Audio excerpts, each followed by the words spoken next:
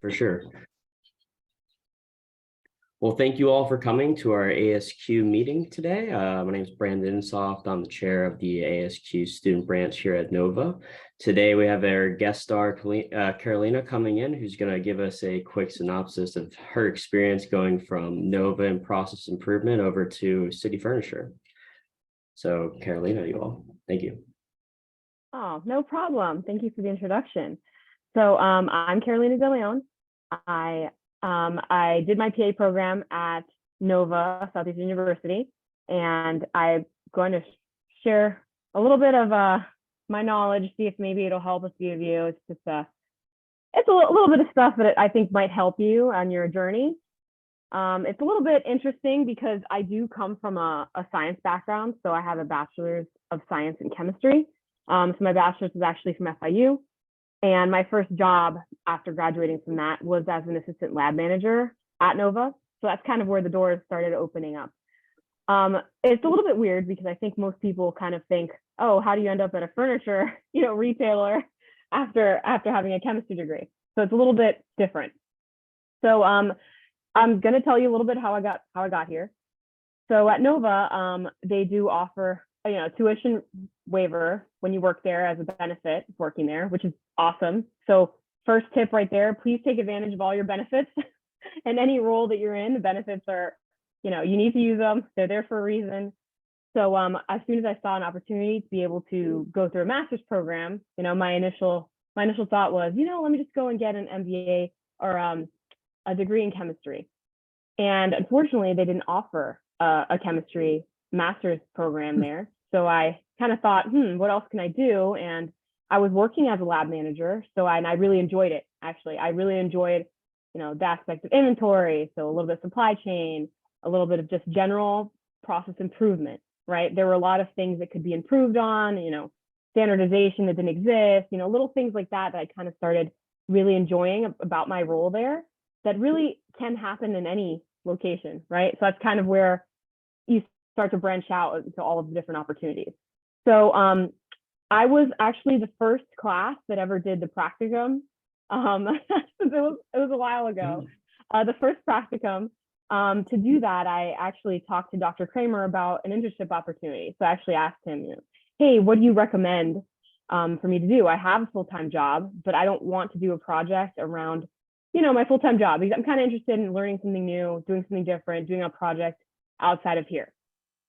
So he recommended me to look at internship for waste management, which I did. I ended up going there, and it's a little bit different, right? So going from a lab environment, which is, all about keeping things clean and, having everything up to a certain standard because of the FDA and all that kind of stuff, to a recycling facility that deals with waste. And there's, trucks in and out, and there's a lot of different types of waste, not just recycling. So any really trash. But I really enjoyed it there. There was a lot of opportunities for improvement, and I enjoyed that aspect. So I was there as an intern, and they actually offered me an operations supervisor role as I was doing the internship. And at first I wasn't sure. It actually took them, I think, 3 tries to get me to agree. So the first time I was like, no, I'm comfortable where I am. I think I'm fine. I think I'm good just to stay here. And then the second time they asked, what are your concerns with it? Kind of was like, well, it's not what I studied, right? It's not what I studied. It's not what I did in my bachelor's degree. And then I kind of started seeing at that point, because at the same time, I was also doing the PI program.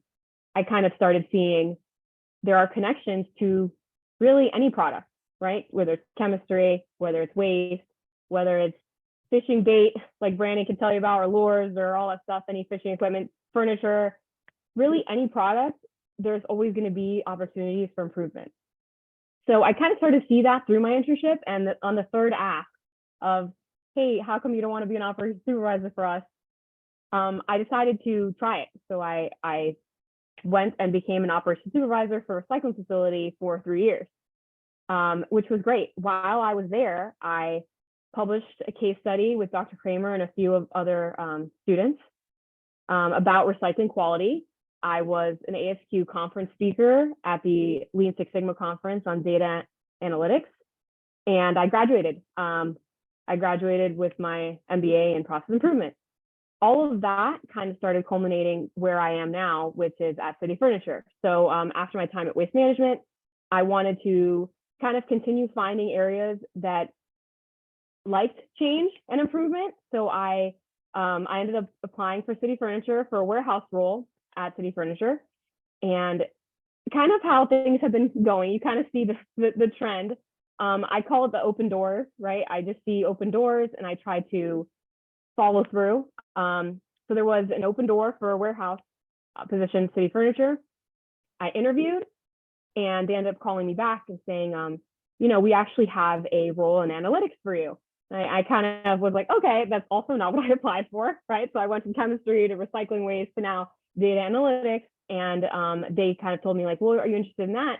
And as I kind of have been doing, I said, you know what, I'm going to try it.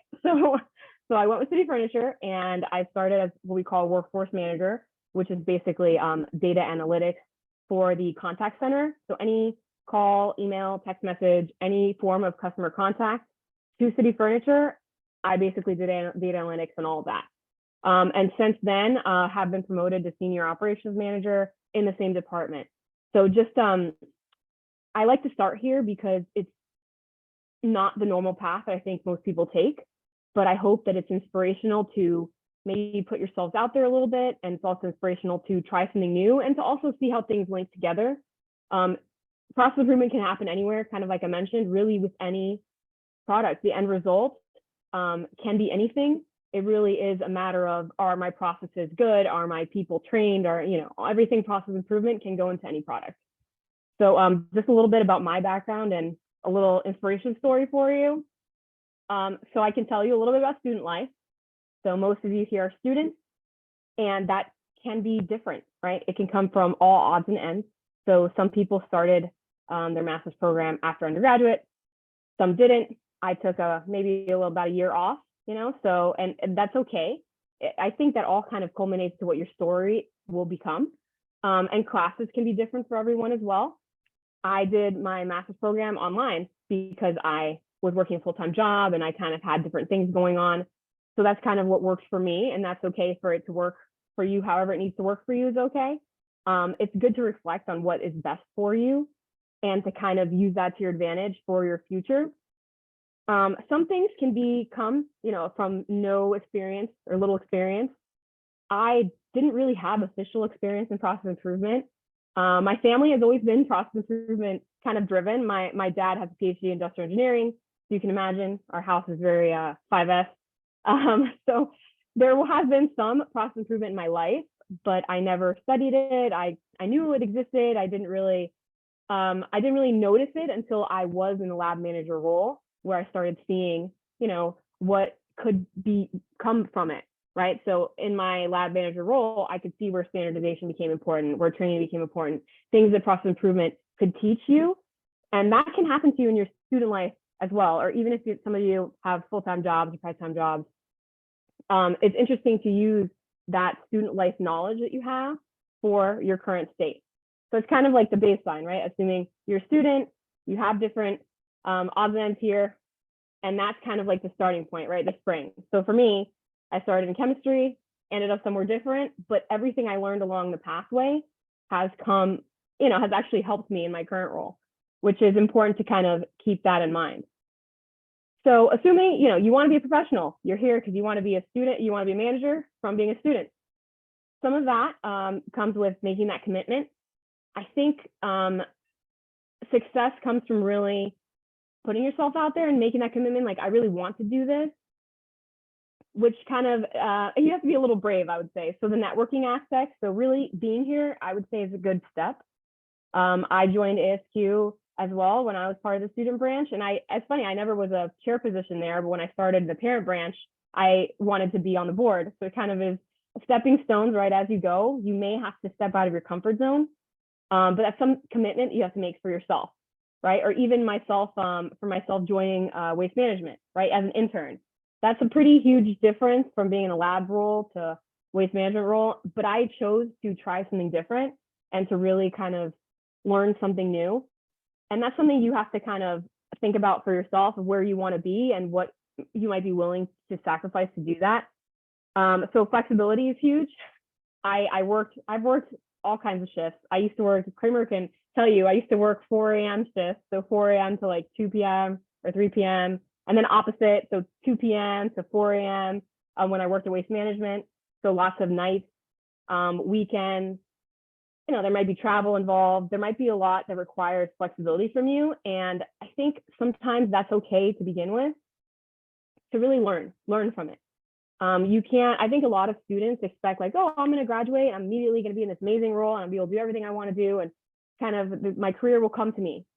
And that might be true for some people, but I feel like that's a lot of luck. And I feel that, at least for me, it took a lot of just getting out there, right? Getting out of my comfort zone, joining ASQ, joining other organizations like ACS, or even like a lot of Greek organizations have a lot of great connections.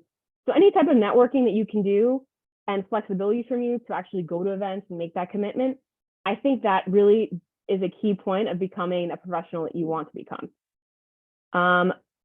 Something else on here, which is interesting, learning about your own personality.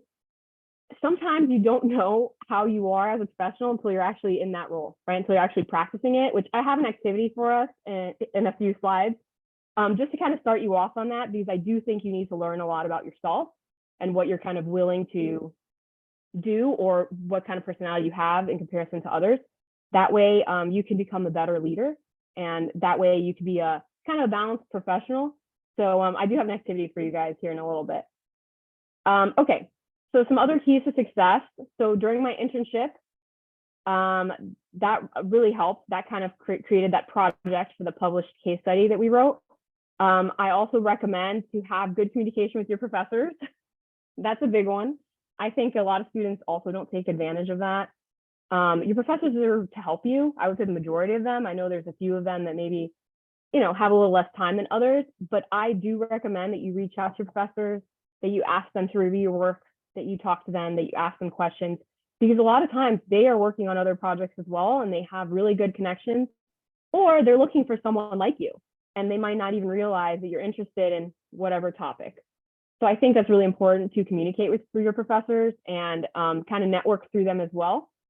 So Dr. Kramer and I have had a really awesome kind of even like a working and relationship and a friendship afterward of, learning about waste management, kind of going that pathway. I mean, it's down to having dinners at Kramer's house. So I think that's important to have a good relationship with professors. They do help you, and their families help you a lot too.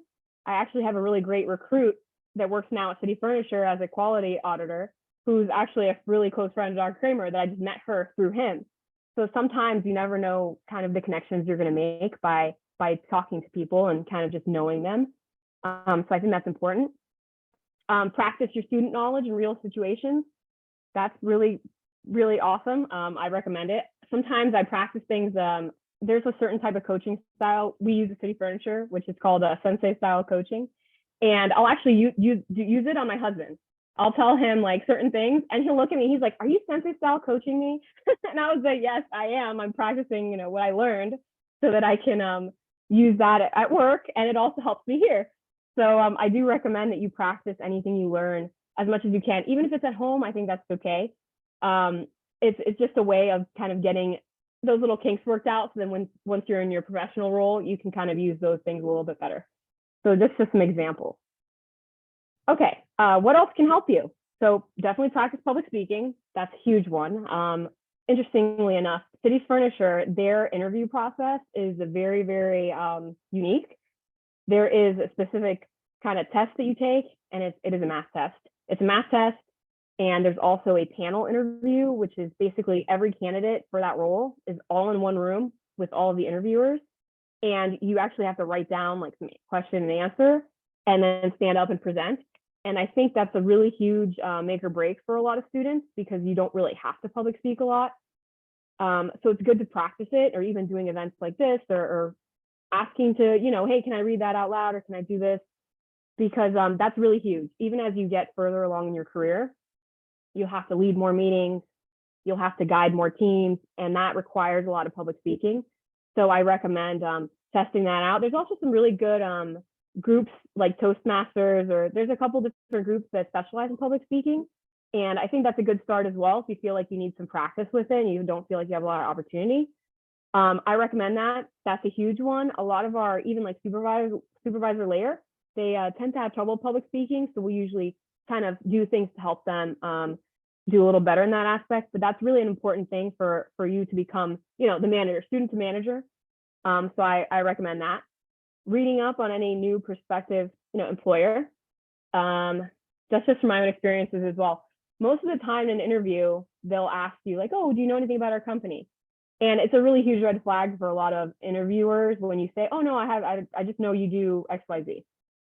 But if you tell them like, oh, yeah, I know you're invested in charities, you have a 5% giving pledge, you can give some examples of what the company does outside of just their product.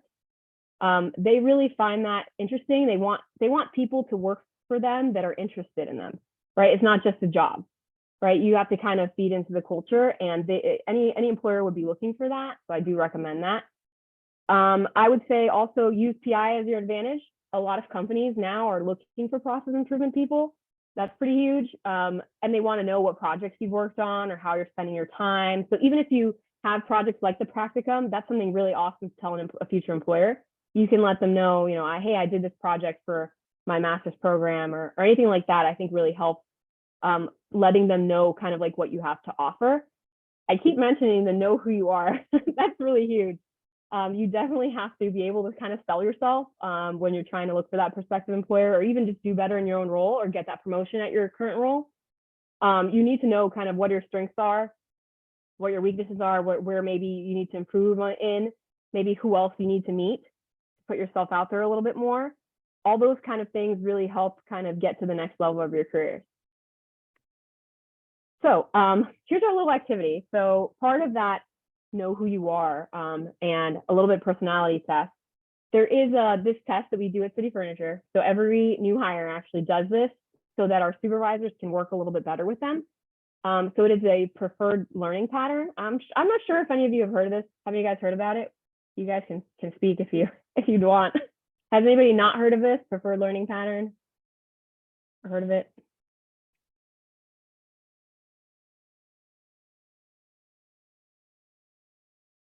I haven't heard about it. Why don't you explain it to us, Carolina? Sure. So part of general education and even in leadership roles, there is a style of learning. It can be a mix, but there's generally three. So it's auditory, visual, or kinesthetic. And those three learning patterns kind of give you an idea of how you can be kind of your best type of student. And also in your future role, how you can coach others or how you receive coaching from maybe a manager or something like that. It's a good way to look at how you learn. And it's a good kind of first step of kind of personality test. And we use this in our roles at City Furniture. We actually link our associates, so our new hires, we link them to a supervisor that is the same learning pattern. That way, if they're having trouble with any material or anything, it actually is a better way of getting that person up to speed.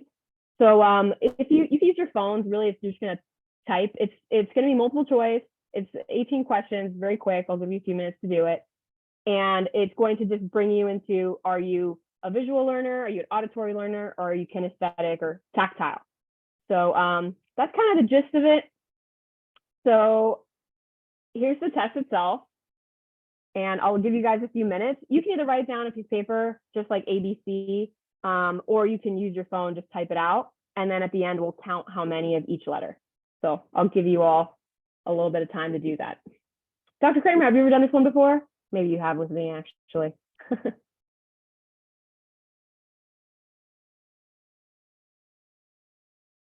I'll just give you guys a few minutes.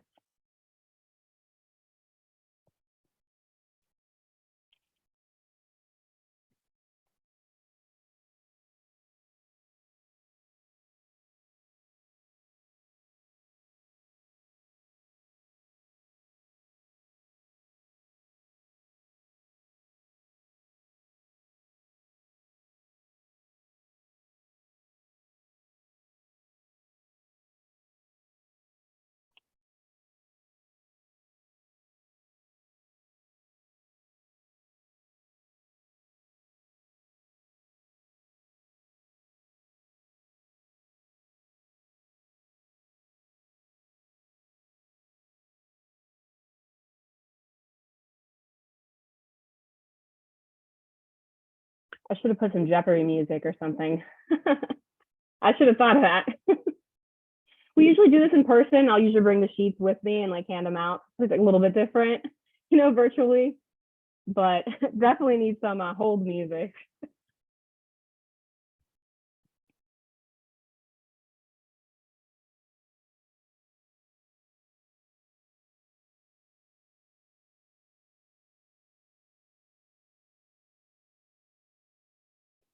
I see the eyes darting back and forth, so I'll give it some more time.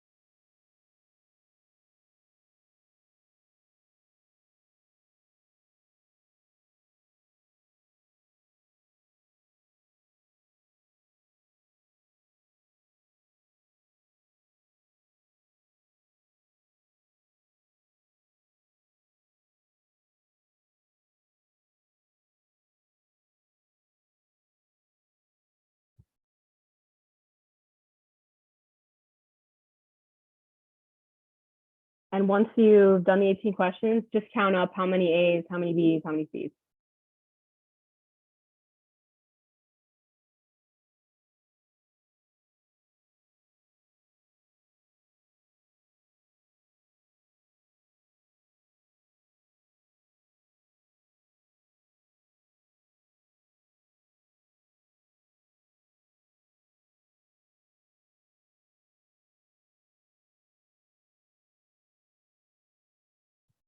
Is everyone about done?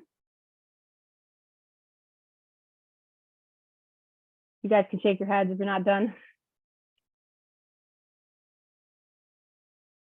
Is everyone done? Thumbs up if you're done.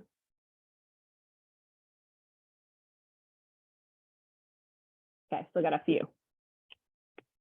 Is that thumbs down or thumbs up, Christopher? Oh, medium. Okay, we'll wait till you're ready.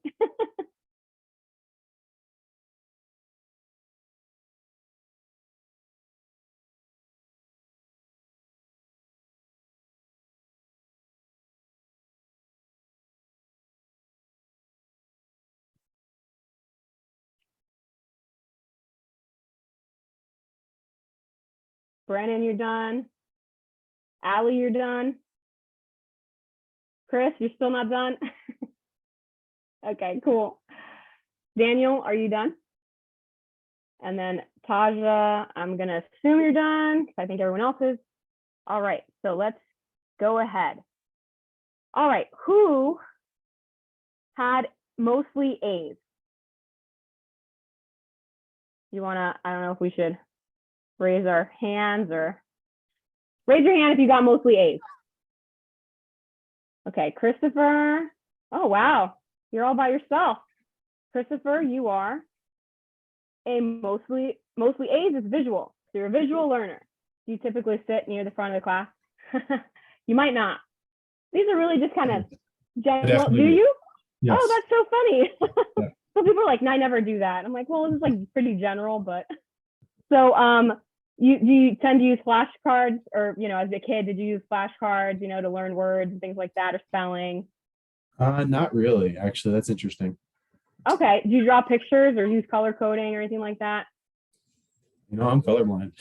I'm red-green colorblind. Oh, interesting. Okay. Yes. Do you like write down keywords or anything or instructions, or do you keep a notepad? Yes, I do.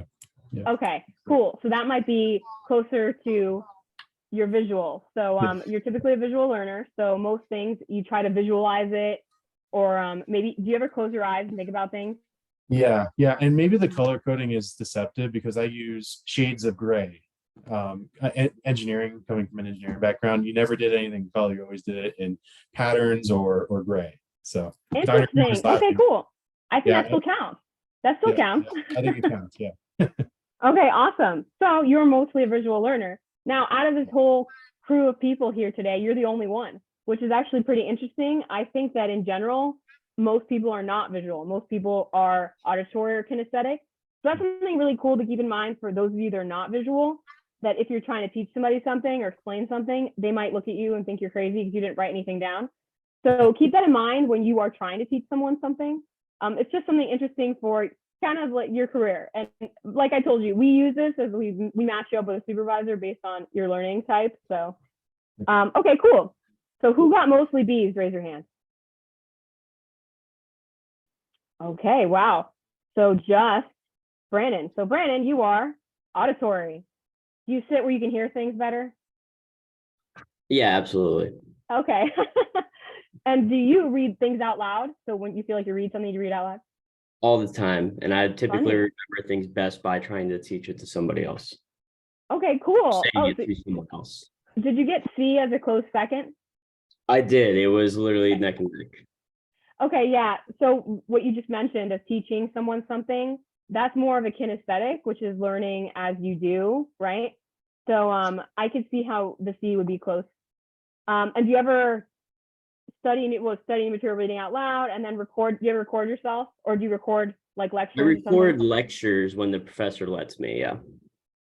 Okay, there you Mostly go. in So undergrad. auditory. I haven't done it yet in grad school, but it definitely helped out in undergrad a lot. Interesting. Okay, cool. And then who got mostly C? I'm a C.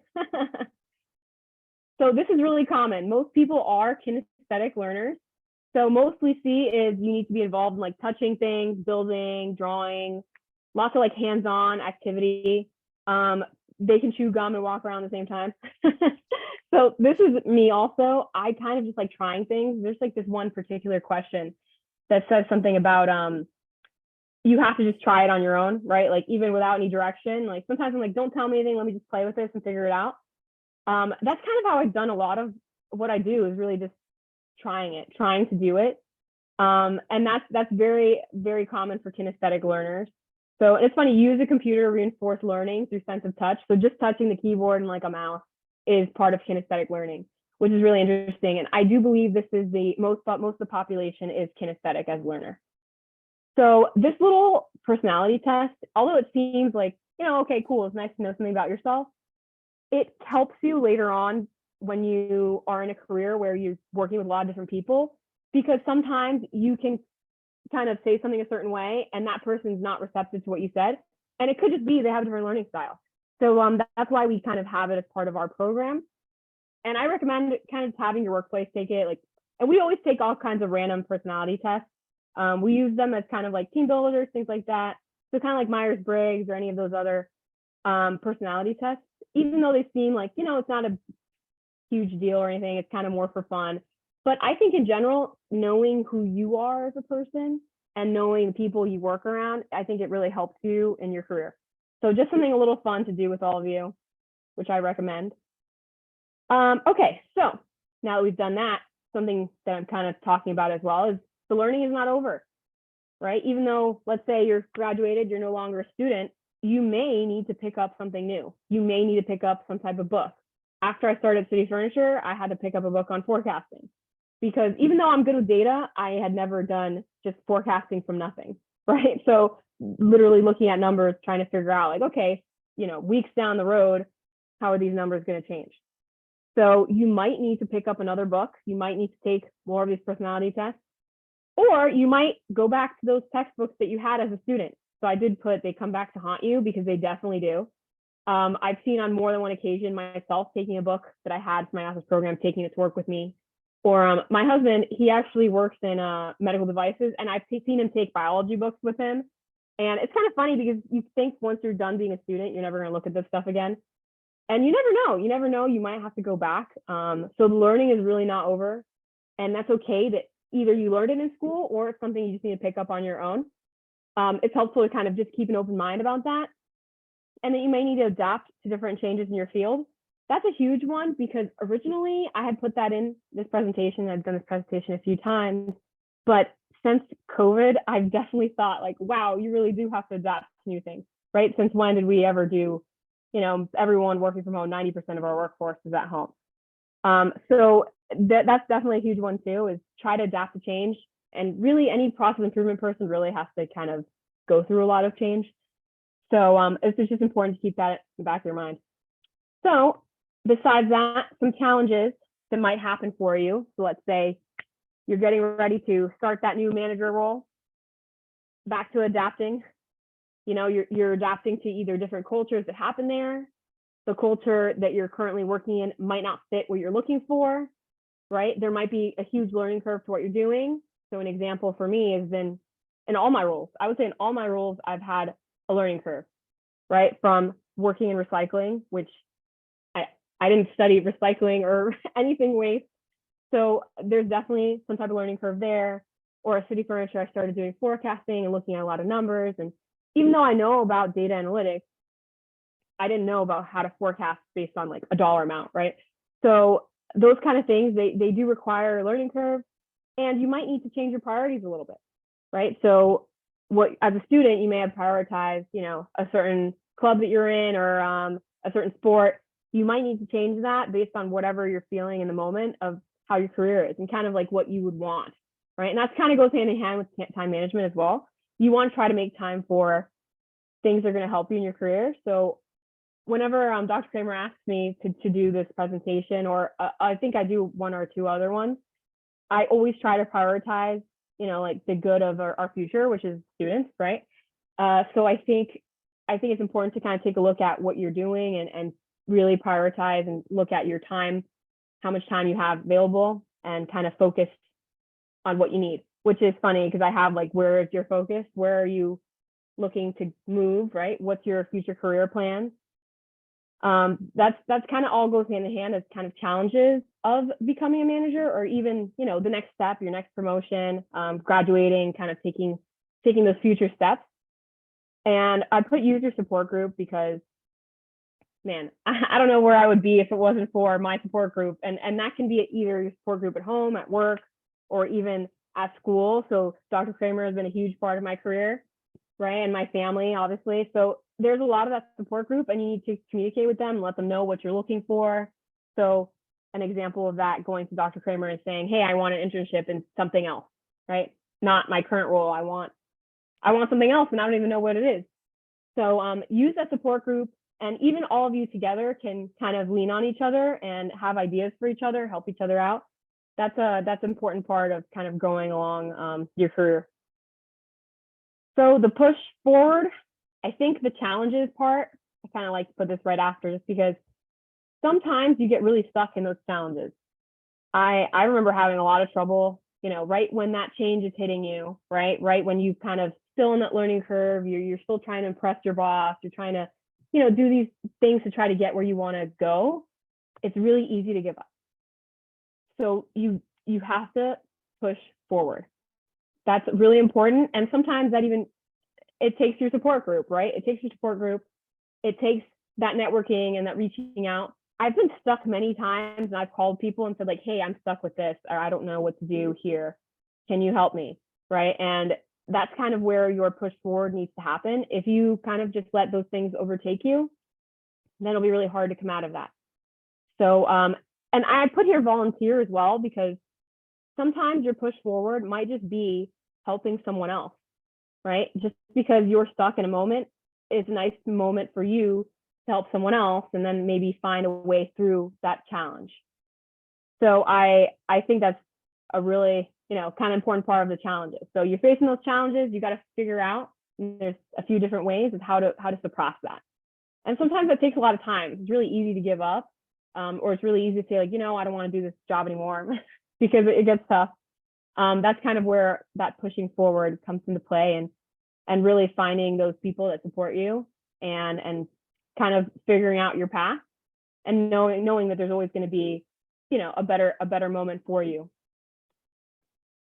So I've kind of given you a nice overview of, at least for me, I can't speak for everyone. Everyone's different.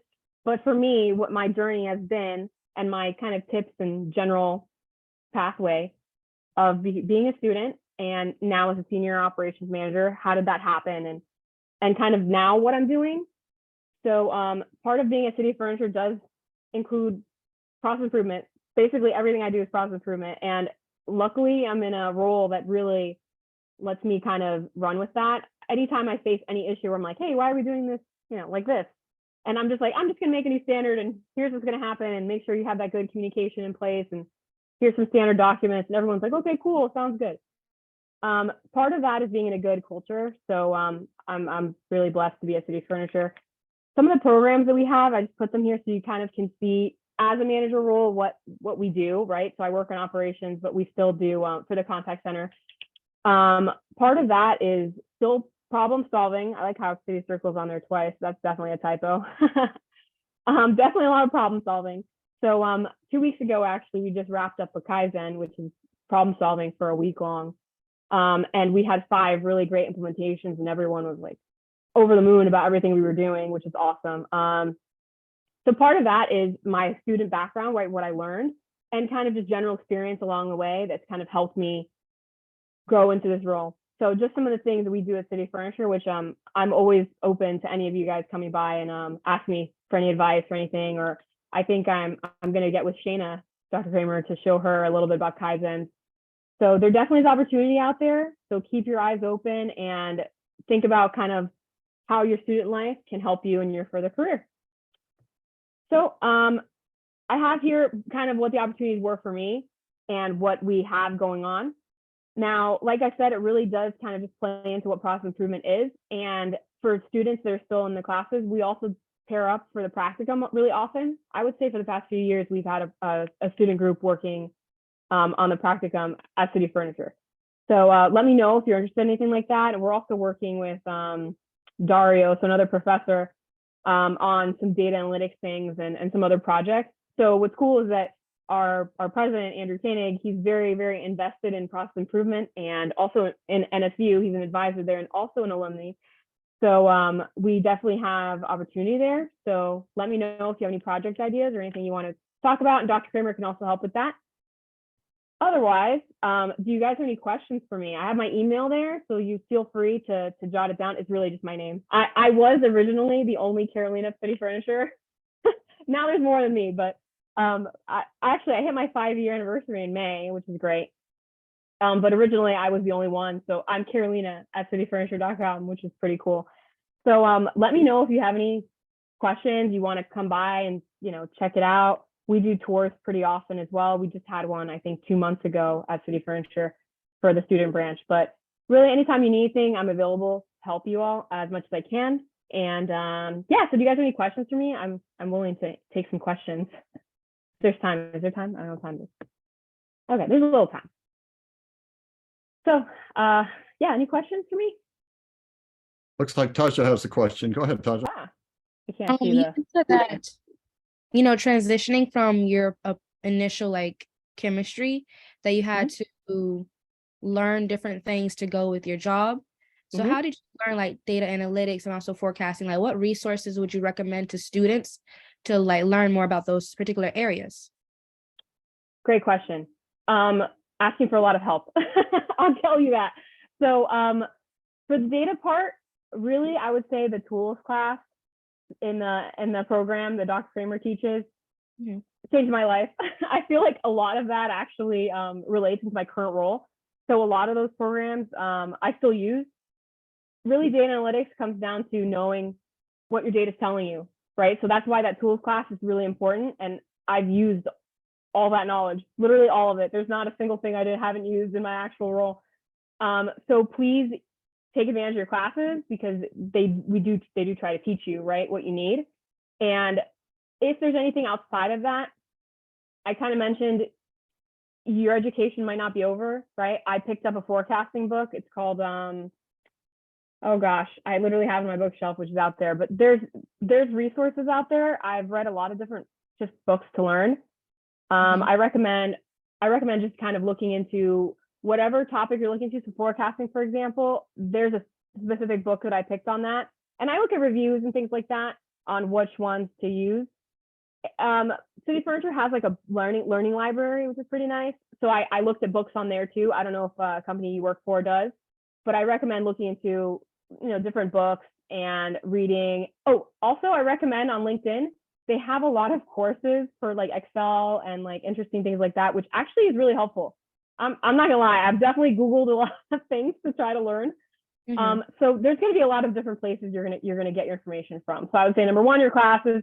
Number two, look into books, any book that might relate to the topic at hand. Oh, attend conferences. So a lot of the conferences have sessions or workshops where you learn, what you're looking for, and they give you agendas beforehand. So I recommend looking at an agenda of what the conference might offer and then going to that. And number four is talk to Dr. Kramer. He's really helpful, or he knows people. So a lot of times I've asked Dr. Kramer, like, can you help me with, I can't remember what topics, lots of topics I've asked him about. And he's like, yeah, talk to this person. I'm like, okay, cool. I'll call up that person will help me. So use that support group, right? And any of us here, I think, would be more than willing to help each other out. So if you have questions about forecasting, you can also email me. I can help you out there too. Thank you. Yeah, of course. Any other questions? I know it's kind Yeah, of put scary, together a- right? To kind of go, oh, I got a couple questions. Go ahead. Christopher. Now, I just wanted to show this real Oh. quick. Oh, sure. We have, oops, I'm showing the wrong screen. That's not very helpful. Yeah, there's like a bird and a lake. Is that your I'll house? come back Is that your after Chris backyard? asks his question. Go ahead, Chris. Okay. You said you worked in workforce management, correct? Yep. So do you also do workforce planning as a result of your forecasts and things like that? Yep. Sure Yeah. do. We have a 52-week forecast. We plan all of our new hire classes for our contact center. It's very, very robust. It takes a So you're lot. very- Originally we had just me, and now it's like a team of like 7 or so. And I'm still their manager. So, but we have someone under me now that's doing like the actual forecasting part, and I just review her stuff now that I've been promoted. Are But they yeah, I did all that. analysts? Mhm. Are they primarily analysts? No, No. they're not. Every one of my team has this call center background. So they started as customer care representatives. They're just smart, or they learn quickly. So no, actually our current girl who's doing the forecasting, she actually came from Victoria's Secret, funny enough, and she just did schedules, at Victoria's Secret, and that's where she learned kind of like how to put the people in the right places. Really, sometimes it just takes someone who's good at puzzles. You know what I mean? Yeah. So sometimes it doesn't have to be the analytics person. So none of our people are analytics people. I'm not even an analytics person. So That's really interesting. The workforce management team we work with are all analysts. It's interesting that your people are really close to the work. There's got to be a lot of benefit to that. So thanks. yeah, I could see it either way. There's definitely benefits because they understand what the customer care associates are doing, right? They have like an understanding of like, wow, they need a little more time to do this, or like I understand why they use whatever activity codes. But I can also see how analytics might help you. But really, they have a lot of programs that like do all that kind of stuff too. So Interesting. pros and cons. We may be more on the Stone Age than you are. Oh, really? Do you guys use Excel for everything? Well, we have analysts, and yeah, I mean, pretty much our workforce management team, they do all their scheduling, but they also do our headcount forecasts. And so we're always battling with them. This is our average handle time for our ticket work. And then they're like, no, it's this, and you're overstaffed. And so it's always this battle of you're overstaffed, or we're saying no, we're really understaffed, and we have to put together case studies for that. So actually, we're kind of battling that right now. Yeah. Hey, reach out to me and let me know. Let me look at your data. Yeah, we're working on it. Cool. That's really cool. Let me cover real quick. I sent in the chat or URL. I put together this website with the purpose of partly what Carolyn is talking about, needing your resources, because when you leave your college, like in SU, your access to the college basically goes away, and you're like, oh crap, all that stuff from my classes, where does it go? Like the videos and stuff. Well, I have a bit of a repository where I keep a lot of my videos in here, and there's the things like case studies. There's all sorts of stuff in here. So, for those people who are in the PI area, my objective is to support potential students, current students, and alumni too. And this will stay alive after you graduate. Okay, so it's my little way to try and help support the PI as a community. There's all sorts of things. These are all tabs along here, repository, case studies, and all this. So there's everything from job information to events that we have monthly, to career development ideas and information and stuff like that. So I encourage you to, this is for you. And if you have any feedback for me, I'd love to hear it, because it's there to support you. Maybe put together a list of books, books to read, The list of what? a list of books to read. Well, yeah, we've got a variety of things. Oh, here's something. So for instance, we have, let's see, where is it? Oh, it's actually on the landing page. There's a link to, I'll show it real quick once I get it up here. Graduate placement. Yeah, so here's, okay, now that this is up, let me, oops, sorry. Now I got the page going. Let me share it real quick and show you what I'm talking about. On the landing page near the bottom, Dark. there is a, okay, so near the bottom of the landing page, you click over to this job placement indication here. It gives a little shot, but these are just some of the graduates, okay, and where they are, not by names, That's cool. but you know, here's somebody that you may recognize in Colorado. That's me. Yeah, that's right. So I try to give people, so these are some of the success stories, right, of people, where they're doing at certain times in their life, because some people have a hard time saying, well, what can this lead to? And I want to support what Carolina was saying, you know, process improvement is basically everywhere. It's everywhere it should be, and it can be anywhere. Products, services, it doesn't matter. So I want to Right. encourage people to, you know, to think very, very broadly. So again, if you look, this is where it is under here on this homepage thing. So and also I've recently been reaching out. One thing I've tried, and Carolina's already done this, of course. She's we've videoed her at City Furniture as like a testimonial, saying, you know, what good is this program to me? So we have like a 3-minute spot on our webpage showing Carolina talking about, you know, where she sees this, where's the value add, right? And so, so I have a couple of these. I'm trying to expand it. So I've got someone lined up for financial services. I need to add somebody for healthcare and other areas to help future students understand how these things may apply, because even though it may sound intuitive, again, back to the kinesthetic, I need to touch it in my area, and until I see it in use in my area, it's still abstract. So those are some of the things we're working on. Yeah, that's really good. I completely agree. I think it's hard to see like the light at the end of the tunnel, right? You're a student, you're like, I'm doing this because I'm interested, or I like it, or I think it's going to help me, but you don't really see the end result until it's kind of like happening, right? Until it's happening is when you see it. So I think those are great resources. And I mean, I had already mentioned it. Talk to people. I would say the number one thing. Talk to people, get to know people, and put yourself out there. And I think that takes a lot of bravery. And I think that's where people kind of get stuck sometimes. They're just like, oh no, I'm not going to go to this event. It's like, just go. Put yourself out there, and you'll be shocked about where you end up. Like, none of this would happen for me if it wasn't for, you know, talking to Dr. Kramer, just telling him like, hey, I'm interested in doing something else.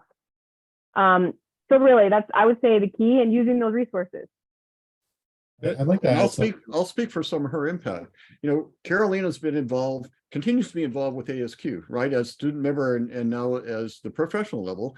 And she's already been the chair of the Southeast Florida section, which is Broward Miami-Dade, and made a huge impact in a number of ways, not just in doing her job, but also bringing the energy of her to that situation. So showing by doing and putting herself out there, and it permeates the board. And it's a wonderful thing. So, you know, you can have impacts in really marvelous ways to give you all sorts of intrinsic rewards. And then it leads to wonderful things, because then people see you affiliated with certain things that are important to them, and they see you in a leadership position.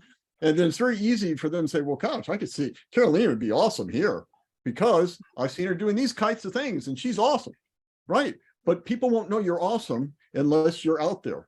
So you have to, it's kind of like our PI concentration. Nobody, if you don't know it's there, you're not going to sign up for it. So we have to market ourselves, and that's putting ourselves out there one way or the other. And you have to be freaking tenacious. Again, to her point, you have to not say no. You just got to keep working at it, because it's not always obvious you're going to get the results. But if you keep working at it, you'll grind them down. And after a while, they'll finally say, yeah, okay. Chris, did you have something to add? I think Chris had something to add. I would like to add something, and it speaks to what Carolina, you were speaking about earlier, is that experience is something that you can't really replicate. You can't emphasize that enough. applying your process improvement skill set that you learn in classes, or a certification like a PMP or a Six Sigma black belt, all of those things, talk in that language, especially if you're applying and interviewing with for a process improvement related job. You speak that kind of language and you talk to them, you'll set yourself apart. You talk about marketing, but you can also market yourself ahead of other candidates by showing your knowledge base when you're talking about these things in interviews.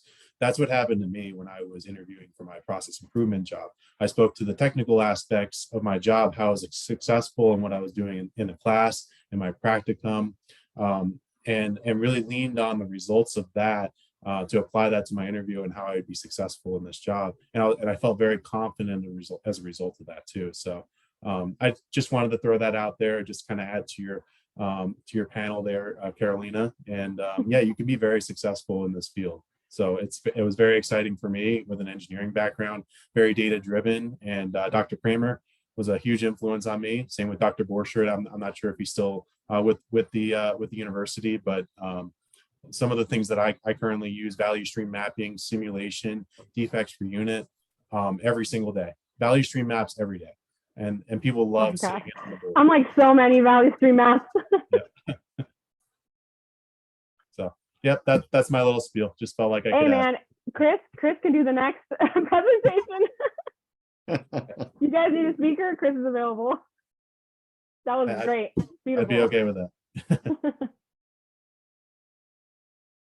Well, if there's no other questions, I just wanted to say thank you all for coming, and thank you, Carolina. We will be doing another meet for the end of the month, next month, to be determined. So look around for on-campus flyers and check your emails, and we'll be reaching out to you to hopefully have you next month. On LinkedIn especially, right? Yes, Yeah. and the LinkedIn page, absolutely. Once again, thank you all for coming, and I hope you guys have a great evening. All right.